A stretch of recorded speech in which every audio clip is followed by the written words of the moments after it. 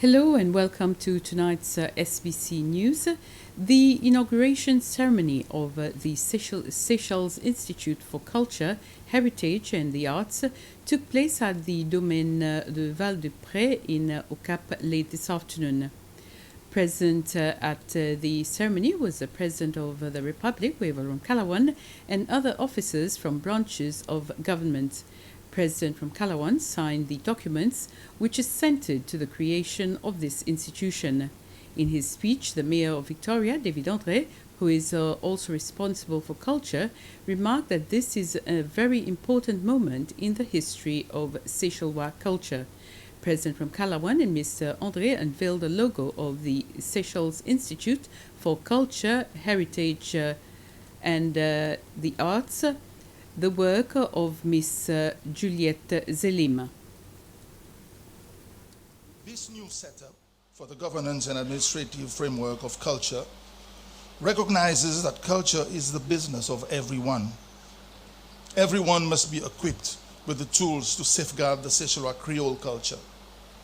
It emphasizes the collective responsibility to protect and safeguard our culture and our cultural heritage in order to ensure that future generations can enjoy, benefit, and learn from the legacy of the past.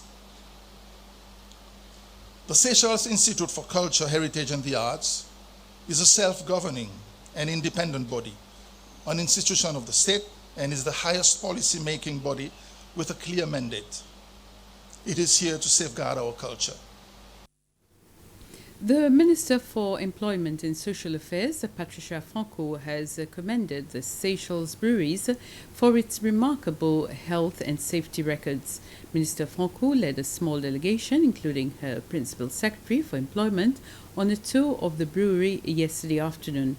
The company employs some 160 workers, mostly Seychellois, 35% of which are women. The company says that no major accidents have been recorded during the course of the past 5 years. The visit was mainly on production line 3, where soft drinks are bottled in PET bottles. It was in line with activities to mark the Health and Safety Week. So I could see from Seychelles Brewery's perspective that they pay very good attention right at the beginning when the staff joins in terms of their induction and how they actually empower their staff to be very responsible and take responsibility for their own safety. So this is something that is created in the ethos right from the beginning. So as we know, safety is very important at work. The ownership is both on the employees but also on the employers. And at Seychelles Breweries, we could see that all the standards that they are talking about, we had an opportunity to see it in practice. We could see from the gears that everybody have to work and the way they have to portray good behaviors and discipline. All of those things are so crucial and important to ensure that the whole aspect of safety at work is in place and it's working. I also got the opportunity to see and understand how far ahead they can go in terms of making it even better. So I am very encouraged, particularly when I see the youth that are taking opportunities here and they adhere to all the safety regulations and they comply. So that is, I suppose, part of the discipline that this youth group has because they've understood the ethos. I see very happy workers. What makes me understand that they are very happy is that they know they have to work hard, but there are also good incentives for them in the workplace. Companies and associations have not been able to make certain submissions and payments, and who have not been able, to make certain submissions and payments under the Companies Act and the Association Act will have until the July 2022 to do so.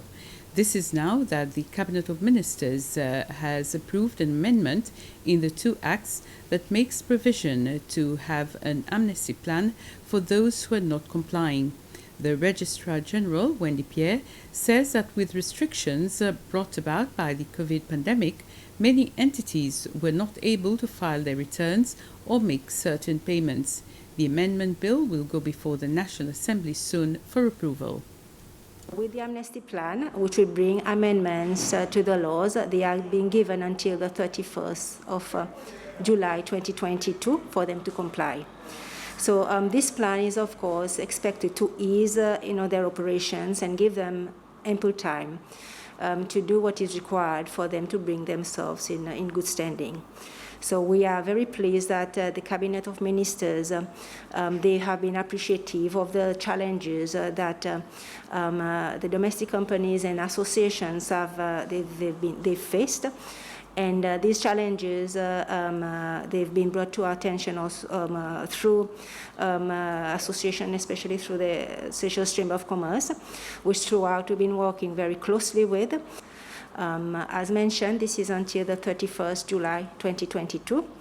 So come this deadline, all companies and associations are expected to have done the necessary to be in compliance, to put themselves in good standing on the register under the Companies Act and the Registration of Association Act. Groups of students who have graduated from Shannon College met with the Minister for Foreign Affairs and Tourism, Sylvestre Radegonde. One of the main points discussed was that the graduates do not see themselves moving forward to take up managerial posts in hotels being occupied by foreigners through promotions, though they have completed their studies in these fields. Minister Radegonde, together with the Principal Secretary for Tourism, Sharon Francis, said that coordination and follow-up must be emphasized. There will now be a study conducted on spanner crabs fishery in Seychelles. This fishery is becoming more popular, but there are no studies on it yet. This is due to a change with a new project named International Climate Initiative. This project will include a study of the spanner crab and lobsters as well. These two fishery methods have been identified after months of consultations locally. The project, which is a collaboration between the Seychelles Fishing Authority and international agencies. Principal fishery scientist at the SFA, Amir Ibrahim, explains. They engage with the SFA to identify what fisheries, what coastal fisheries specifically need a bit of more attention. And through that consultative process, they identified, one, the lobster fishery, and two, the spanner crab fishery of the Seychelles needed a bit more attention. And I think all of you have seen on the local market that spanner crab is becoming a lot more popular, and we are seeing a lot more smaller size species being caught. And so there's a need that this fishery gets a little bit more attention from a management perspective. With the lobster fishery, yes, it's small, but it plays a large component overall to the Seychelles fisheries. A TV5 crew was in the country recently for an interview with the President Wavel Ramkalawan regarding his first year in office. A 17-minute interview will be broadcast on TV5 Monde Afrique tomorrow at 2:50 in a program called Si vous me disiez toute la vérité. TV5 Monde Afrique is on channel 105 of the SBC DTT services. Due to the good collaboration with the SBC, TV5 has granted the long version. This will be broadcast on SBC2 on Monday, the 25th of October at 7:30 p.m. and will be repeated on SBC1 on Thursday, October the 28th at 10 minutes past 7 in the evening. The version, which will be broadcast on the local channel, will be 33 minutes long. And that's it for now. I'll be back with all the day's news in Creole in just about under an hour's time. Next on SBC is a local program, My Retro.